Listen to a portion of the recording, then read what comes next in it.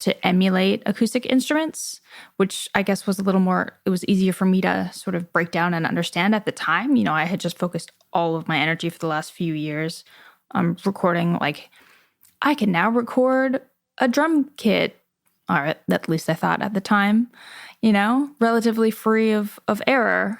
And then just to see how this person was able to program something that sounded pretty much identical or even better, probably sounded better than my early days of drum recording, honestly.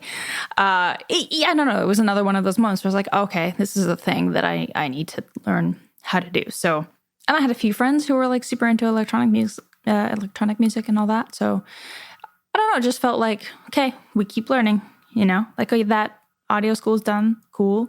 And now we focus on the next thing, whatever that is in the learning curve. The technology demanded your attention, Yeah, exactly. So cool.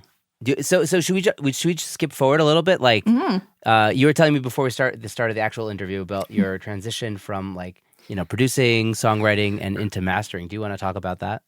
Yeah. So apparently in case it wasn't already obvious, I like to do lots of different things. So I was doing a whole ton of recording. I was working mostly out of Monarch Studios and the sister studio, Vertical Studios. And I was doing that like ridiculous number of hours a week, 80, 100 plus. I don't know. Nobody knows. That's all I did. And I started to get a little bit tired. Still love it, but I got a little older and I'd slowed down a little bit. And I was like, okay, what am I going to do next? It just wasn't super sustainable. So I took some time, right? Like the engineering thing can be a grind because you are, like there's maybe even if there's only 3 people in a band, there's 3 people in that band who can rotate over a 12, 14, 16-hour day. You don't move. You are just there, you are on, and you are focused for that entire time, right? I feel like people that don't do what we do don't even like understand how focused we are. Like, like people that are casually working, just like, checking WhatsApps, checking, email, Mm-hmm. like, it's like, no, when I'm in a session, I'm not looking at any of this stuff. No. Like, it's only work. Yeah. Like maybe it's unlikely that you take lunch. I know some people who like don't even take bathroom breaks. I'm like, what are you? Just coffee and let's go. And then maybe you can check Instagram while someone else is eating lunch. Like maybe you get 7 minutes, you stretch your legs or you do some push-ups or something. And I love that. Don't get me wrong. I live for that. But as you get older, it turns out you can't do that forever. So, so I took a little step back, focused on just, I don't know, like love life and weird things like that. Having friends, whoa, weird. Even before COVID. And in that space, so I just gave myself some space. I was like, I want to go back to writing more. I did a bunch of that. I want to go back to producing more. I did a bunch of that. I got really into Ableton. I know I was kind of late to the game, but... and then just in that space, one of my oldest friends and probably best human that I know, he's up there, Brock, who founded CPS Mastering, sat me down and was like, hey, have you ever thought about doing that? And I hadn't. I had never, and I don't know why. It just seemed like one of those things that, I mean, if I'm being honest, maybe I only ever saw like 50, 60-year-old white dudes doing it. And so it just never really even occurred to me. It's funny how those things sort of process in the back of your mind. It's not, now that I'm in it, it seems very attainable. I don't know if that's quite the right word, but it seems like a no-brainer. I love it. It's super interesting. It's a natural extension of what I've been hyper-focused on for many, many years. It's been a lifesaver under the current circumstances with the pandemic, and not, personally, I'm not very comfortable taking big sessions in the state of the world. Yeah, same here. Doesn't feel super responsible. So it's just been absolutely everything. But at the time, it had never And at the time, being, I think we probably started talking about it at the end of 2016 or 2017 or something like that. We started preparing, and then I fully, we launched me on the website and was fully doing it and making records mastering records, by 2018.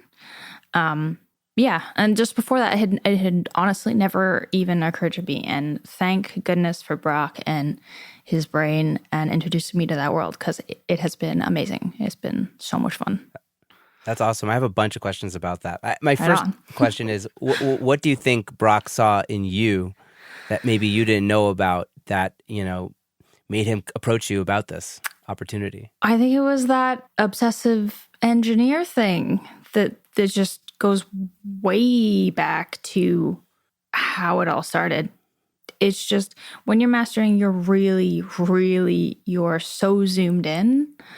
And for me, a lot of it is just like gut and feeling, but the actual moves I am making are, in comparison, so tiny.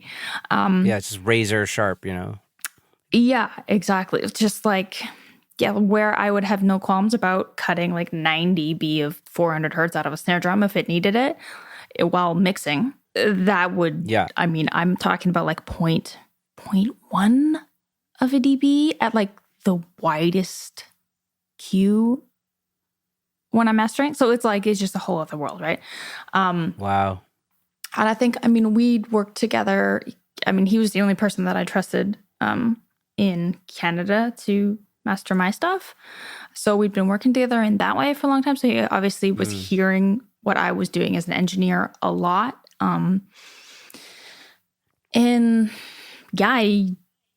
I guess we didn't really talk about that so much. I'm assuming that's what it was. He was really familiar with my body of work and also how I work and who I am as a person. And I think just he really wanted for CPS to not just be him anymore. Hopefully I'm not putting words in his mouth, but he wanted to expand and he wanted to collaborate and he wanted someone to bounce ideas off, and just approached me, and I am forever grateful. That's awesome. Mm-hmm. Yeah, and it's also cool that you mentioned that you only seen like old white dudes mastering before you started doing it. It's a lot of the women that I've had on this show, and unfortunately it hasn't been nearly as many as there have been men on the show. Sure. But it seems to be, if you see women doing it, then it makes it clicks to younger women that maybe want to do this. Absolutely. Like, oh, this is a possibility for females as well. Yeah. So that, just being present is hopefully a boon for the next, generation of, young engineers. Yeah, absolutely. I've never thought about it. In the last 5 to 10 years, I've actually thought about that a lot, and the importance of visibility, even just in how it's affected me and my life and my career trajectory. You don't even realize how much just seeing someone who vaguely doesn't even have to look like you per se, but just seeing someone that represents you, it really does, in the back of your mind, flick a switch. And who knows where that comes up and how that comes out down the line. But if I had never seen, and I tell this story a lot, but if I had never seen Tegan and Sarah on Much Music, I saw their very first single come out on Much Music when I was 16 or something like that. And they looked just like me, not literally, but they were young girls playing acoustic rock music, if you will, wearing kind of boyish clothes. And before that moment, that was another one of those aha moments. Before that moment, it had never occurred to me that anyone that I could ever work in music. And it took me, I think, actually way more than that. It took me a lot of years to realize that was another one of those moments where if I had never seen that image, and I probably didn't even think about, I loved the song or whatever, but I probably didn't even think about how much that moment impacted my life, because all of a sudden I am seeing people who I can relate to making a career in music. And before that moment, it was Britney Spears or Christina Aguilera and people who I could personally never that's not going to be me. Yeah. So anyway, that was not the most concise story, but like just seeing that, I think that was one of those things that planted the seed where I never questioned whether or not I could work in music. It was just, how do I work in music? How do I want to? What's my path? Yeah. It's probably a slow transition into, having more females, joining the, industry, but it's, it'll probably snowball, and hopefully it's in the midst of that now, Yeah, I mean, I think so. I see young women doing it everywhere. But I mean, I'm maybe that's what I latch on to. I don't know. Or maybe I just am in a really like strong community of women musicians and producers and engineers. But yeah, we out here. Nice. Yeah, keep at it. And also like, we talked about how the playing field has been leveled, with like, with the technology. So that's definitely, there's no longer like an old boys club, you know what I mean? Totally. To like get in the room kind of thing. Like you just buy a microphone and an interface, just do and it. You're good, Yeah. And if it's good, then it'll resonate with people, people will call you. Yeah. So you mentioned, I wanted to ask about how it actually works, because it's it's a mastering company, but you're working with Brock. Like, do you have your own clients? Does he have his own clients? Does he pass clients on to you? What's the arrangement? Yeah. So we basically, I mean, this is partially COVID related too, but right now we just kind of split the studio time half the week. So we're not actually working in the same room, although we have teamed up on some projects. So it might look something like, usually we have our own clients, and I put, what are the in quotations for those who can't see the video? Nobody can even see this. Yeah. Is either people from my production or engineering background who have reached out to me because they've heard that I'm doing this. It could be cold calls that we just say, hey, who do you want to work with? Do you care? And they look at bios and pick one or something like that. Could be people that Brock's passed on. It looks a number of different ways.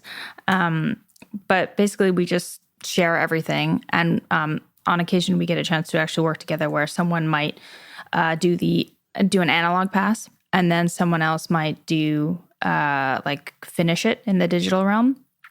Our workflow is kind of like digital, analog, and then finish in digital, if I'm really oversimplifying.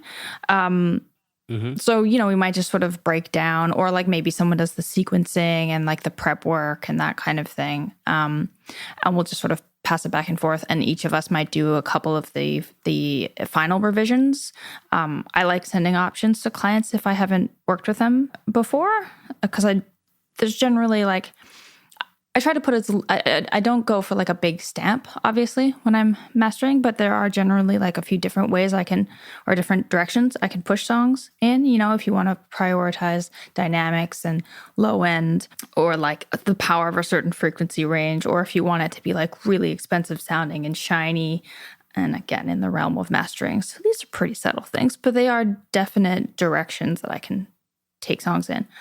So I like to send a couple of different options, especially if I haven't worked with a certain producer or mixer or artist before. And so sometimes Brock will do a couple options and I'll do a couple options. We'll just send it and we'll just see what people gravitate towards. Cool. But yeah, so that's an example of how we might work together. But most often we're just kind of doing our own things. Nice. Yeah. Awesome. Sounds really, really neat. What do you love the most about mastering? Oh man, I was digging. I was like, oh, what piece of gear, or like what, part of the process. There's so much that I love about it. But honestly, if I'm just gonna like, the first thing that comes to mind is just all the different types of music I get to hear. All like, it's kind of like peeking behind the curtain for a lot of my favorite music makers, and sometimes that just means like, hey, I get to see and hear the unmastered version, the unmastered mixes of a mix engineer I've looked up to for a number of years. Like, I don't know, just hearing what that's like pre-mastering once, once all the dynamics and all the levels are kind of matched, you sort of somehow lose that peek behind the curtain. I'd actually That's never. interesting. Yeah, I'm not articulating this part very well because I haven't really thought about it before this moment. But I have grown so much